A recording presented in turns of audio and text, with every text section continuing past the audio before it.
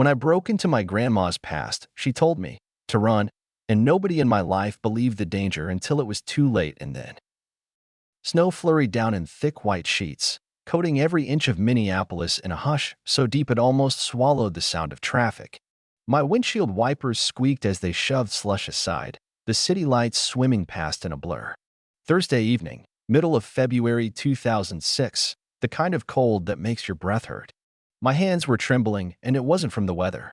When the call came from my mom, I was sitting at my kitchen table, finishing the last of a microwave dinner and trying to forget the emails piling up in my work inbox. "Mabel's had a fall," she said, voice flat and braced for bad news. "She's at St. Catherine's General. The ambulance said she was conscious but confused, and they're keeping her overnight to run tests." I didn't wait to ask questions. I threw on my coat, jammed my feet into boots, and left the apartment so fast I nearly forgot to lock the door behind me. Driving through the city at night, the streets mostly empty except for the brave or the desperate, I couldn't shake this feeling that something was about to change for good. My grandma Mabel, 74, sharp as a tack, once able to do the Sunday crossword and pin and still beat me at Scrabble, had been my rock for as long as I could remember. Growing up, she'd been the one who made holidays magical, taught me how to make pie from scratch, and gave me that gentle nudge every time I doubted myself. Lately, I'd noticed her memory slipping. She'd laugh it off, call herself scatterbrained, but it was getting worse. Last month, she called me Louise twice before realizing I was Grace. I parked 3 blocks from the hospital. The lot was a frozen mess of slush and stalled engines. The doors whooshed open, hot air blasting me in the face, instantly fogging my glasses. At the reception desk, the nurse with tired eyes gave me a patient smile and pointed down the hallway. "Room 314. She's already asked for you 3 times." My boots squeaked against the linoleum as I rushed down the corridor, my heart pounding in time with my footsteps. My phone buzzed, a new text from my boss, another campaign crisis I didn't have time to care about. I shoved the phone deep into my pocket. Tonight, work could burn. The 3rd floor smelled like lemon cleaner and overcooked soup.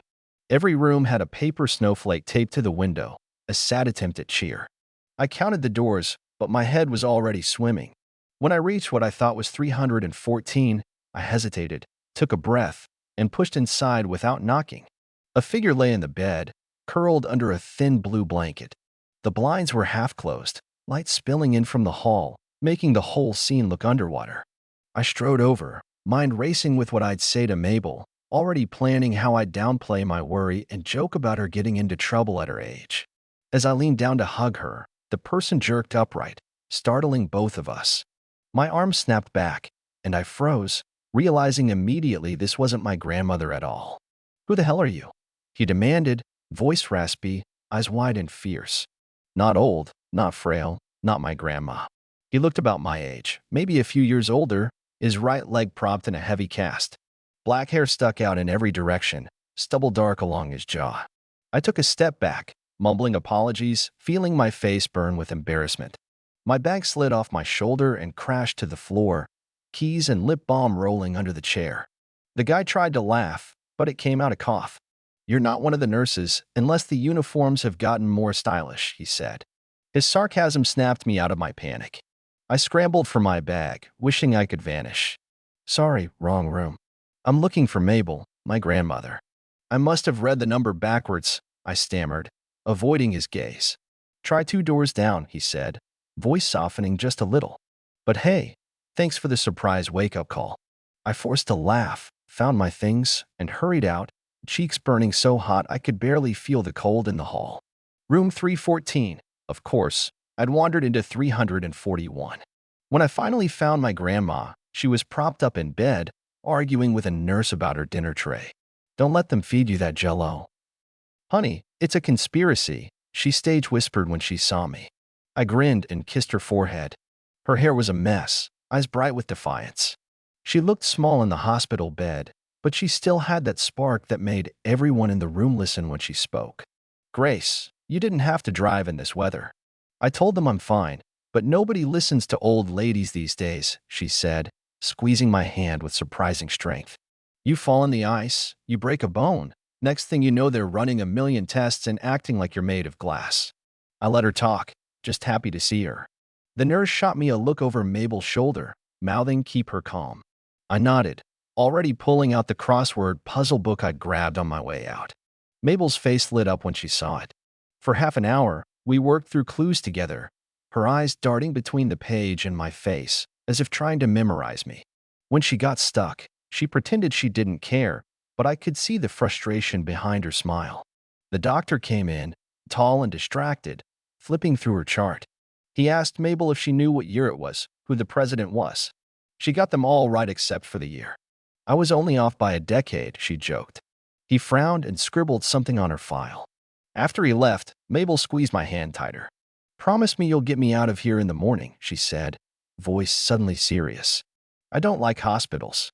Too many secrets in these walls." It sounded almost like a warning. I stayed until visiting hours ended, then kissed her goodnight and promised to come back before work. As I left, I remembered the guy in 341. My heart pounded as I stood in front of his door. Should I go in? Would it be weird? He didn't have anyone with him, and something about his loneliness clung to me. I took a breath and pushed the door open. He was sitting up now, reading a battered sports magazine by the blue glow of the TV. He looked surprised, then amused. "Did you bring a helmet this time? Or are you hoping to scare me back to health?" he quipped. I rolled my eyes but stepped in, setting my bag by the door. "Sorry for barging in earlier. My grandma's the troublemaker in 314. I'm Grace." He set the magazine aside, shifted in bed with a grimace. "Wyatt," he said, "and I'd kill for decent company.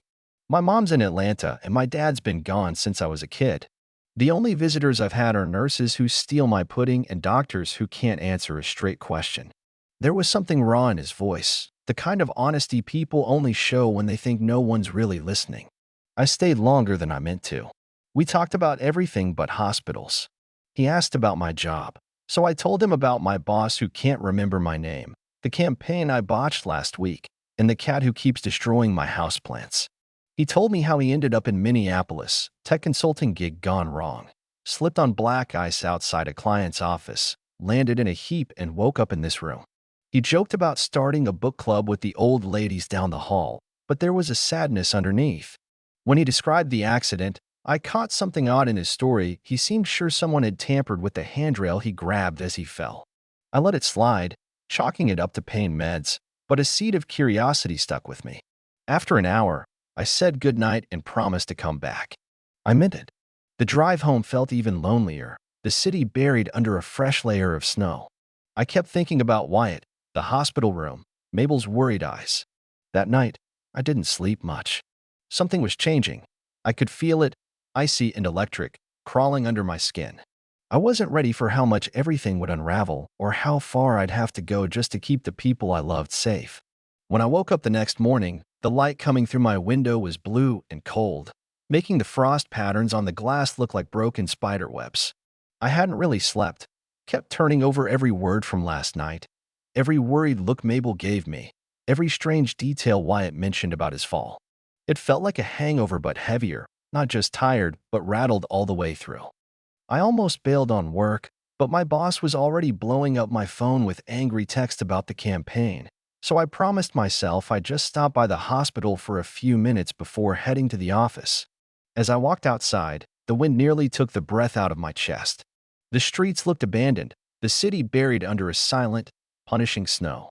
Every step to my car felt like wading through cement, but I made it anyway. Inside St. Catherine's, the hall seemed emptier than usual. Maybe people had stayed home. Maybe the cold was just keeping families away. When I reached Mabel's room, she was sitting in bed, staring at her hands, her crossword book open but untouched. She looked older overnight, smaller somehow, and when she saw me her face brightened only for a second before a cloud of confusion rolled in. I sat on the edge of her bed and offered her the pastries I'd picked up at the bakery, but she just shook her head. "Did I already eat breakfast?" she asked, looking at me with genuine uncertainty. I smiled and told her it didn't matter, broke off a piece of sweet bread, and handed it to her anyway. A nurse came in to check her chart and give her medication, but I could see the worry in her face as she gently prompted Mabel to answer questions: what year it was, what city we were in, the name of the president. This time, Mabel got the year right but forgot the city. She kept glancing at me, embarrassed, like she was apologizing for her brain betraying her. I held her hand and promised we'd do something fun as soon as she was out. Maybe visit the art museum she loved or take the bus downtown and watch people skate at the park. She nodded and squeezed my fingers, but her eyes kept drifting to the window, unfocused.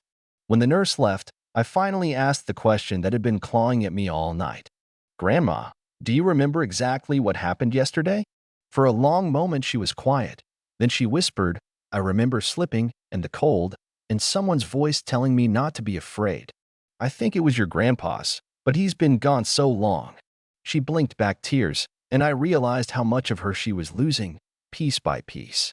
I told her I'd be back at lunch, then ducked out and made my way down the hall toward Wyatt's room. He was propped up by the window, watching the snow swirl outside, one leg still in that heavy cast. His face was bruised and tired, but he managed a smirk when he saw me. "You came back. Most people don't keep promises around here," he said, voice rough. I settled into the chair next to his bed and offered him one of the pastries I'd brought. He tore into it like he hadn't eaten in days. We talked about nothing at first: the weather, the way the city grinds to a halt in winter, stupid things people do when they're bored. But it wasn't long before Wyatt started asking me about my job, digging for details about my life. I told him about my boss, who always pronounced my name wrong, the deadlines that never end, the nights I spent on my laptop at 2 in the morning, pretending it all meant something. He made a joke about advertising being just legalized lying, and I laughed even though it hit close to home. It didn't take long for the conversation to turn back to his accident. He leaned in, lowering his voice, and told me about the emails he'd gotten at work in the days before he fell. Weird threats, cryptic warnings about keeping quiet, and knowing his place. He admitted that maybe it was just paranoia from pain meds or boredom, but something about the way he described the handrail giving way felt off. "It's not the kind of thing that just happens. Someone wanted me out of that office," he insisted, staring out at the snow like he could see whoever did it in the drifting white. I didn't know what to say, but I promised him I'd help dig around, maybe look up his company online, see if anything strange had happened there recently. Just before I left for work, I asked him if he wanted anything from outside, a book or some snacks. He hesitated, then asked for something simple, just a newspaper, the kind you can still hold and fold, with the ink that rubs off on your hands. I promised to bring one back later. At the office, I couldn't focus. Every time I tried to write a headline or answer an email, my mind drifted to Mabel's frightened face and Wyatt's story about sabotage. I Googled his company, some mid-sized tech security firm that had recently merged with a bigger competitor in Atlanta. No news, no scandals, but a couple of angry online reviews that mentioned layoffs and cutthroat managers. When my boss barked at me for missing a meeting, I muttered an excuse about a family emergency and left early, grabbing a copy of the Tribune from a street vendor as I hurried back to the hospital. When I got to Wyatt's room, he was arguing with a nurse about his medication, his temper short and his patience thinner. I handed him the paper, and he relaxed, flipping through it until he found the crossword. "This'll keep me busy," he said, but his eyes kept darting to the hallway, as if expecting someone. Before I could ask what was wrong, his phone buzzed with a new text. He looked at it, went pale, then shoved it under his pillow. When I asked, he brushed it off, but his hands were shaking. "Probably just a spam message," he said, voice a little too flat to believe. I knew then that whatever had happened to Wyatt, it wasn't just an accident or a random fall. The air in that room felt heavier, charged with something I couldn't name, like the moment before a thunderstorm hits and everything goes quiet. I promised I'd check in on him again, then went back to see Mabel, who was half asleep, her crossword still open but untouched. That night, as I lay in bed, I kept replaying the whole day. Mabel's memory, Wyatt's paranoia, the snow piling up on my windowsill, and the sense that the ground was shifting under my feet. The city outside was quiet, but I felt more awake than I'd ever been. Something was happening, something that had started with a simple accident and was now pulling me deeper, whether I wanted it or not. The next day started with a headache, a sour taste in my mouth, and a voicemail from my boss telling me I needed to show some dedication if I wanted to keep my job. I deleted the message without even listening to the end, already planning to spend as little time as possible at the office. The snow was deeper, almost up to the bumpers of cars parked along the street, and there was an odd tension in the air, The way there always is right before something really bad or really important happens. By the time I reached the hospital, I felt like I'd been awake for days, every step dragging, every thought stuck to the same worries. When I got to Mabel's room, she was sitting quietly, staring out the window as if she were watching a movie only she could see. Her lips were moving, barely, and I realized she was reciting something under her breath, maybe an old song or a poem from her childhood. I sat next to her and waited for her to notice me, not wanting to startle her. When she finally turned, her eyes looked clearer than they had in days. She squeezed my hand and told me she'd had a strange dream, someone at the foot of her bed whispering that there were secrets in her house, things I needed to find before it was too late. She seemed convinced it wasn't just a dream, but some kind of warning. I promised her I'd look, but I tried to keep my voice light, not wanting to scare her or make her think I believed she was losing her mind. I left her with her puzzle book and hurried to Wyatt's room, half hoping the weirdness from yesterday would have faded by morning. Instead, the tension was worse. Wyatt was awake, but he looked exhausted, dark circles under his eyes and a half-finished cup of coffee on the bedside table. He greeted me with a tight smile and handed me his phone. "Read this," he said, voice barely above a whisper. The text message was short, just a handful of words, but my heart jumped anyway. "Drop it. Don't ask questions. You're being watched." It could have been a prank, I told myself, but the look in Wyatt's eyes told me he didn't think so. Wyatt started telling me what he'd remembered from the night he felt voices in the stairwell, footsteps that stopped just as he reached for the handrail, the sense that someone was waiting for him to let his guard down. He'd reported his suspicions to his company's HR, but they dismissed him, told him he must be confused or overreacting because of stress. Still, he insisted something wasn't right. He asked if I could help check his work email, see if any messages had come through since he'd been stuck in the hospital. I hesitated, thinking of my own job teetering on the edge, but I agreed. I told myself I was just being a good friend, but the truth was I needed to know what was going on as much as he did. We set up his laptop on the rolling hospital tray, the Wi-Fi slow and spotty. Wyatt showed me how to log into his account, then watched over my shoulder as I scanned the inbox. There were dozens of unread emails, most of them routine work chatter, but then I found one that made me stop. The subject line was blank, but the message read, "You're not safe. They're coming for you." No signature, just a timestamp from 3 nights ago, the same night his hospital room was ransacked. My stomach twisted. I told Wyatt what I'd found, and he just nodded, as if it confirmed what he already suspected. While I tried to make sense of it, a nurse came in, a new one I hadn't seen before. She was tall, with a badge that looked too shiny and a smile that didn't quite reach her eyes.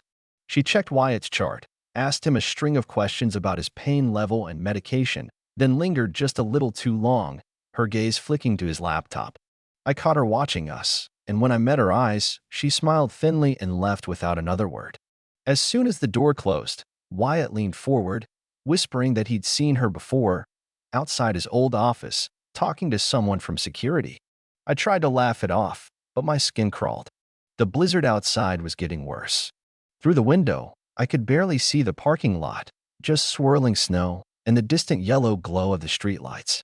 The hospital staff moved like ghosts in the hallways, everyone jumpy and rushing, the storm amplifying the sense of isolation. I called my boss and lied about car trouble, promising I'd finish the campaign work from home. He cursed, but I barely listened, my mind already on what Wyatt and I might find if we dug deeper. I texted a friend of mine who worked in IT and asked if he could trace an anonymous email, told him it was for a family emergency. He agreed to look, but warned me it might take a day. Later that night, after visiting Mabel again, she barely remembered my name this time.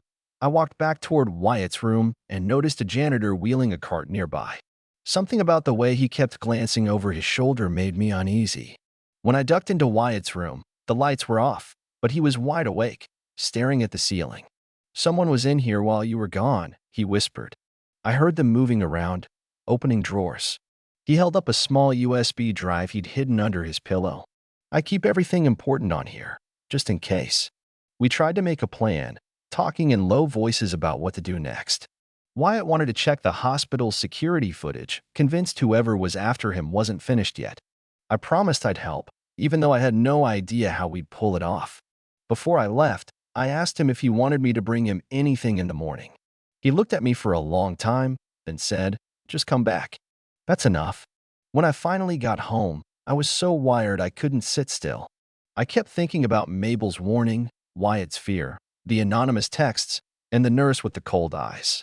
I grabbed my spare keys and drove through the icy streets to Mabel's house, breaking every speed limit just to get there before I lost my nerve. Her house was dark and silent, the kind of quiet that makes you think twice before turning on a light. I went straight to her bedroom, searching through drawers, under rugs, behind picture frames. It took nearly an hour, but finally I found something odd, an old jewelry box taped shut and shoved in the back of her closet. Inside was a brass key, tarnished but heavy, and a folded piece of paper with an address and a single word: trust. The hairs on the back of my neck stood up. I snapped a photo of the note and the key, locked the house behind me, and hurried back to my car, my breath fogging up the glass as I tried to calm down. Something big was happening, and I was right in the middle of it, whether I wanted to be or not. By the time I made it home, the city was silent again, blanketed under the storm. I kept the key in my coat pocket all night, feeling its weight as I waited for the morning, for another chance to find out who was really pulling the strings and how far they'd go to keep their secrets buried. The snow kept falling all night, and by morning the city was almost paralyzed. No cars on the streets, barely any movement except the wind flinging ice against the windows. I woke up holding the brass key in my fist, fingers numb from squeezing it so tightly in my sleep. I barely remembered my dreams, just flashes of Mabel's voice and Wyatt's haunted eyes, the dark outline of someone standing at the end of a hallway. I pulled on my thickest coat and called the hospital before I left, just to make sure Mabel was still stable. The nurse on duty said she'd had a rough night, more confusion and some trouble with her heart, but she was resting now. I promised I'd be there soon. Driving through the city, it felt like I was the only one awake in the world. The snowplows hadn't made it to my neighborhood yet, so I fishtailed down empty blocks and parked 3 blocks from the hospital, boots crunching through powder up to my ankles. Inside, the heat felt stifling, too hot after the bitter wind, and my hair clung to my forehead as I hustled up the stairs. The 3rd floor looked different, strangely quiet, lights dimmed, half the staff missing or asleep in corners. It smelled like old coffee and tension, and when I reached Mabel's room, I found her fast asleep, her breath shallow and her hand cold in mine. I watched her for a long time, thinking about the jewelry box, the faded note, and that heavy old key burning a hole in my pocket. If she woke up, what would I even ask? There was so much I wanted to say, but all I managed was a whisper. "I'll take care of it, Grandma. I promise." My voice cracked, and I just sat with her until a nurse came in and shooed me away so they could check her vitals. Wyatt's room was only a few doors down, but the hallway felt endless as I walked toward it. My nerves were shot, hands shaking so hard I dropped my phone twice. I tried to call my friend in IT for an update about the emails, but the call went straight to voicemail, no signal. Maybe the storm was screwing with the towers. When I walked in, Wyatt looked even worse than yesterday. He was sweating, mumbling under his breath about the nurse with the fake badge, insisting someone had moved his things during the night. The hospital had replaced his usual nurse with a new one, a man with a shaved head and a stare that never left the door. I closed the blinds, lowered my voice, and told Wyatt what I'd found in Mabel's house: the key, the address, and the word, trust. He stared at the key for a long time, turning it over in his palm. "I don't know what any of this means, but if she wanted you to find it, we have to see what's at that address," he said. I agreed, even though my stomach was knotted with dread. It didn't feel like a coincidence anymore. Wyatt's accident, Mabel's cryptic warnings, anonymous threats, and now this key that felt heavy with decades of secrets. We agreed I'd go to the address on the paper as soon as I left the hospital, but first I wanted to make sure Mabel was safe. Before I could leave, the new nurse came in, checked Wyatt's chart, and lingered by the door a little too long. I watched him in the reflection of the window, saw the way he watched me, then pretended to jot something on my phone.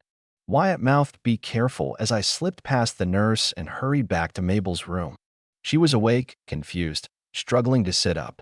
Her hands were cold and her voice was thinner than before. "You have to find what I left, Grace," she whispered. "Don't trust the people who say they're helping you." The fear in her eyes made my heart race. I promised again that I'd handle it, and when the nurse returned with her medication, I kissed her cheek and left. I stopped at the nurse's station, pretending to look for a visitor badge, but really I was watching the new nurse talk quietly to the man with the shaved head. He handed something to the other nurse, a slip of paper, maybe a list, then left, not even glancing my way. Something about it felt wrong, like they knew exactly who I was and were just waiting for me to slip up. Outside, the storm had let up just enough for me to drive to the address on the paper. It was an old storage building on the edge of the city, windows boarded up, icicles hanging from the roof like teeth. I parked a block away, checked twice to make sure I wasn't being followed, then hurried inside using the brass key to open the side door. The air inside was freezing, thick with dust and old oil. Rows of storage lockers lined the walls, and my breath came in sharp bursts as I searched for the number on the note. When I found it, my hands were shaking so badly I dropped the key twice before I finally got the lock open. Inside was a battered metal box, stuffed with old letters, faded photos, and a thick manila envelope stamped with a seal I didn't recognize. I barely had time to skim the top sheet before I heard a noise behind me, a shuffle, a cough, and then footsteps coming closer. I slammed the box shut, shoved it in my bag, and ducked behind a row of crates just as the door creaked open. I held my breath as two men walked in, both wearing hospital scrubs under their winter coats, one of them the nurse from Wyatt's room. They moved quickly, checking each locker, talking in low voices about the girl with the key and how she's seen too much already. I texted Wyatt as quietly as I could, letting him know what was happening. He replied instantly, "Don't let them catch you. Get out now." I waited until they moved to the far end of the building, then crept back toward the door, heart hammering so hard I thought it would give me away. I managed to slip outside, sprinted to my car, and sped off, barely breathing until I was back on a main road with other cars and streetlights. At the hospital, the tension was thicker than ever. I found Wyatt sitting on the edge of his bed, sweat plastered to his face, a nurse yelling at him to lie back down. I barged in, threw my bag on the bed, and hissed, "We need to go. Now." Wyatt nodded, wincing as he swung his leg off the bed. I helped him into a wheelchair and rolled him down the back hallway, praying no one would notice us. At the elevator, the doors opened and we nearly crashed into the shaved-head nurse, who stared at us for a long second before stepping aside. We pushed past him, breathless, and made it to the parking lot just as my phone buzzed with another anonymous message. "This is your last warning. Leave it alone." I drove us across town to a friend's apartment, somewhere safe, and locked the door behind us. Wyatt dumped the contents of the metal box on the kitchen table, photos of men in suits, letters in a language neither of us recognized, and documents outlining payments from a foreign account to someone in Minneapolis. It was evidence, real and dangerous, not just the kind of thing you could hand to the police without putting yourself in the crosshairs. Wyatt wanted to call the news, go public, but I stopped him. We don't know who's watching us. If we move too fast, we're dead. We argued until midnight, voices raw, nerves frayed. Finally, he agreed to wait until morning, to give me a chance to see Mabel one last time and say goodbye before we blew everything wide open. When he fell asleep on the couch, I sat by the window, watching the snow fall in blue shadows, clutching the brass key in my fist, wondering how far this all went, and if we'd live to see the truth come out. I barely slept that night, jolted awake every hour by headlights flashing outside the window or a noise in the hallway that sounded like footsteps. My nerves wound so tight I could barely breathe. Before the sun came up, I checked my phone for news from the hospital, but there was nothing, not even the usual automated update about visiting hours. The silence made my heart pound harder, so I left Wyatt sleeping and drove back through the empty streets, each block of Minneapolis feeling colder and stranger than the last. When I reached the hospital, everything felt off. The parking lot was half empty, the front desk abandoned, fluorescent lights flickering overhead as if no one had fixed them in days. I rushed to Mabel's room, hoping for one last moment together, but when I walked in, her bed was empty, the sheets stripped, and her crossword book gone from the nightstand. My chest tightened, panic rising until a nurse I'd never seen before stopped me and said, "She passed early this morning, dear. I'm so sorry." The words barely landed. Everything felt muffled, like I was underwater, and for a few seconds I just stood there gripping the edge of the bed, refusing to believe that I'd missed my chance to say goodbye. As I stumbled out of the room, my phone buzzed again, this time with a single message: "We know you have it." The numbness gave way to a spike of fear. I knew it was time to end this. No more running or hiding. No more hoping it would all go away if I just kept my head down.